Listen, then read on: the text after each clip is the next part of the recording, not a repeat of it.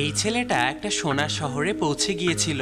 ছেলেটি তার সামনে এত সোনা দেখে নিজের লোভ সামলাতে পারে না। সে দ্রুত সেখান থেকে সোনাগুলো নিতে শুরু করে, কিন্তু হঠাৎ করেই ছেলেটি একটি কঙ্কাল দেখতে পায়। কিন্তু ছেলেটি সেটাকে ভয় না পেয়ে কঙ্কালের হাত থেকে একটি বালা নিজের হাতে পড়ে নেয়। লোভী ছেলেটি সেখান থেকে আরো সোনা নিতে শুরু করে, কিন্তু তখনই সেখানে সবুজ রঙের একটি ধোঁয়ার কুণ্ডলী দেখা যায়। অন্যদিকে এই ছেলেটিকে খোঁজার জন্য সবাই সমুদ্রে যাত্রা করেছিল। তখনই সেখানে একটি ড্রাগন চলে আসে। সবাই ড্রাগনকে দেখে তার উপর তীর ছোড়া শুরু করে।